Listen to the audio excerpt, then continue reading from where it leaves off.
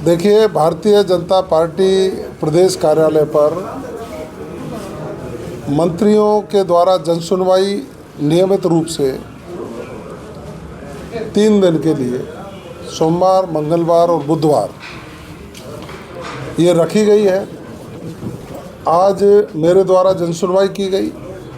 दूसरे साथी मंत्री आदरणीय सुरेश जी रावत साहब को आना था, लेकिन उनके बड़े भाई का देहावसान होने के कारण वो इसमें उपस्थित नहीं हो पाए। हमारी श्रद्धांजलि है। प्रदेश के महामंत्री भाई भूपेंद्र सैनी जी और मैं दोनों बैठे, हमने लोगों को सुना।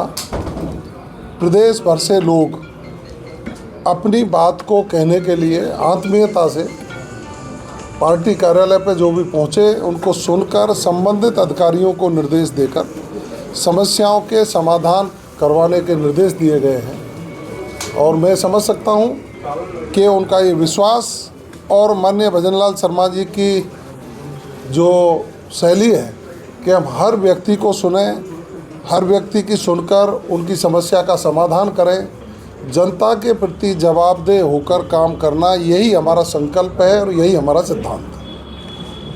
मैडम जी, आज आपके जो जनसुनवाई हुई है उसमें शायद कुछ कांग्रेस के लोग भी आए जनसुनवाई में। अब देखिए, यही तो जन विश्वास है, पार्टी के कार्यकर्ताओं की जनसुनवाई। और विशेष रूप से हम परमिशन दे देते हैं, कोई विशेष समस्या लेकर के कोई आया है। आज एक कांग्रेस के कार्यकर्ता आए। पिछली सरकार में मेरी सुनवाई किसी भी मंत्री ने नहीं की, किसी सरकार ने नहीं की। अपेक्षा है भजनलाल जी की सरकार से, हमने उनको सुना भी है। निश्चित रूप से उनकी समस्या के समाधान के निर्देश दिए गए। जनहित की समस्या है। नाम क्या था उनका, कहाँ से आए थे? दे देंगे, बोल जाएंगे। हमारे पास है, सारी चीज़ें हैं। लेकिन इसमें हमारा जो उद्देश्य है कि हम जनता के हित की बात करें। अब आप देखिए, कल एसओजी ने एक बहुत बड़ी कार्रवाई की और उस एसओजी की कार्रवाई के बाद जो इनकी कांग्रेस के लोगों की अनियमितता की जो परतें हैं वो खुलती नज़र आ रही हैं। कांग्रेस के राज में अधीनस्थ कर्मचारी चयन बोर्ड के कुछ जिम्मेदार अधिकारी और कर्मचारियों ने ओएमआर सीट में बदली करके बड़े स्तर पर धन इकट्ठा किया। जो लोग 0 नंबर ला रहे थे, जो वो लोग 35 नंबर ला रहे थे, जो 45 नंबर और 42 नंबर ला रहे थे, उनको 180, 190, 195 नंबर तक दिए। मैं तो बधाई देना चाहता हूं एसओजी को कि उन्होंने एक बड़ी कार्रवाई की है। और भी परतें खुलेंगी, जो लोग संलिप्त हैं उनको हम गिरफ्तार करेंगे।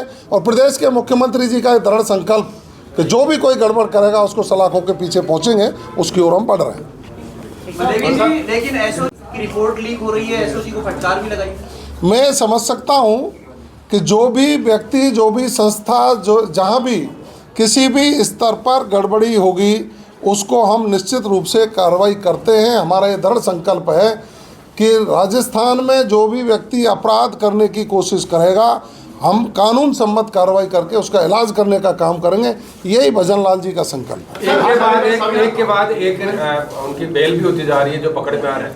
अब देखिए, वो कोर्ट का मामला है, कोर्ट क्या विचार करता है। हमारा काम है कि हम जो गड़बड़ करता है उसको गिरफ्तार करें, उसके खिलाफ ठोस सबूत इकट्ठे करें और उसका चालान पेश करें। बाकी न्यायिक प्रक्रिया है, उस पर मैं टिप्पणी नहीं कर सकता।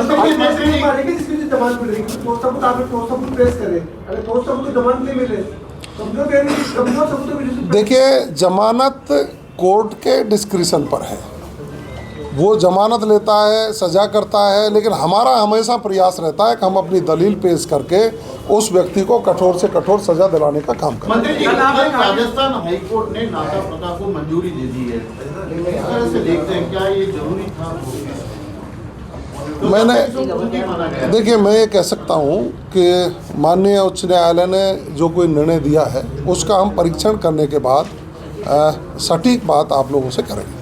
मंत्री जी, दिल्ली में परीक्षा के दौरान, कल परीक्षा से पहले स्टूडेंट की जांच के दौरान हिजाब हटाने के लिए कहा और ये उस लड़की ने विरोध किया। उसके बाद उसने परीक्षा भी नहीं दी कि बोले हिजाब हटाना कोई जरूरी नहीं है, इसमें लिखा ही नहीं है कहीं डायरेक्शन। देखिए, पारदर्शिता से परीक्षा हो,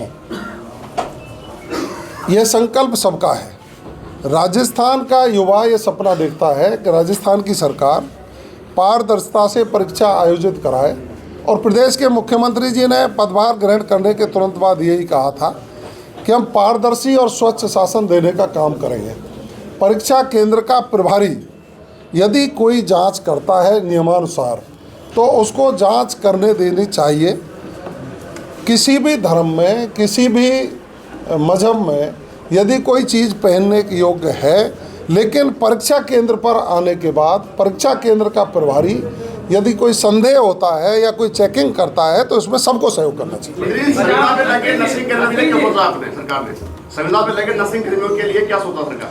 ये नीतिगत निर्णय है, सरकार विचार करेगी, जो भी संभव होगा। आप सबको बहुत बहुत बधाई। बसंत पंचमी का त्यौहार आ रहा है, आप सब लोग खुशी से मनाएं। आपका परिवार हंसी खुशी रहे, प्रगति करे। बहुत बहुत धन्यवाद।